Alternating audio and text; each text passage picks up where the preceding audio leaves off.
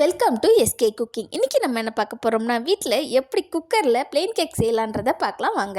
அதுக்கு ஒரு 5 முட்டை எடுத்துருக்கேங்க. 5 முட்டை வெள்ளைக்கருவு மட்டும் உடச்சி ஊற்றி நான் நல்லா மிக்சியில் கிரைண்ட் பண்ணி எடுத்து ஊற்றிருக்கேன் ஒரு பவுலில். பீட்ரு வச்சு நல்லா பீட் பண்ணிக்கோங்க, இல்லை எலக்ட்ரிக் பீட்டர் இருந்தாலும் நீங்கள் பீட் பண்ணிக்கோங்க. ஒரு கை பொறுக்க ஒரு 10 நிமிஷம் இந்த மாதிரி பீட் பண்ணிங்கன்னா நல்லா கெட்டிமாக வந்திருக்கும், நுரை கட்டி நல்லா வந்திருக்கும். இந்த ஒரு ஸ்டேஜில் வந்துட்டு நான் எல்லோ கலரையும் பீட் பண்ணி இதில் ஊற்றிக்கிறேங்க. மிக்சியில் ஒரு கிரைண்ட் பண்ணிவிட்டு இதையும் ஆட் பண்ணி நல்லா பீட் பண்ணிக்கோங்க. நம்ம எவ்வளோக்கு எவ்வளோ பீட் பண்ணுறோமோ அவ்வளோக்கு அதோட திக்னஸ் வந்து அதிகரிச்சிருக்கும். இப்போ 2 கப் மைதா மாவு எடுத்திருக்கேன். 2 கப் மைதா மாவில் வந்துட்டு ஒரு 1/4 டேபிள் ஸ்பூன் பேக்கிங் பவுடரும் ஒரு 1/4 டேபிள் ஸ்பூன் பேக்கிங் சோடாவும் ஆட் பண்ணியிருக்கேங்க. 1 table spoon vanilla essence add பண்ணியிருக்கேன். 1 கப் அளவு வந்துட்டு வாசனை இல்லாத ஆயில் ஆட் பண்ணியிருக்கேன். இதை நல்லா பீட் பண்ணிக்கோங்க.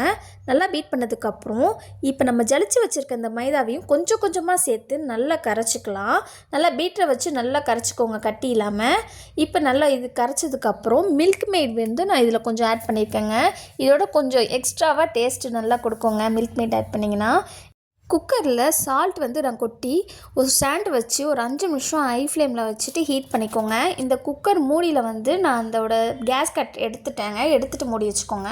இப்போ நம்ம பீட் பண்ணி வச்சுருக்கதை வந்து ஒரு பாத்திரத்தை எடுத்து, ஒரு அகலமான பாத்திரத்தை எடுத்து இதில் ஆட் பண்ணிக்கோங்க. அடியில் பட்டர் தடவிக்கோங்க.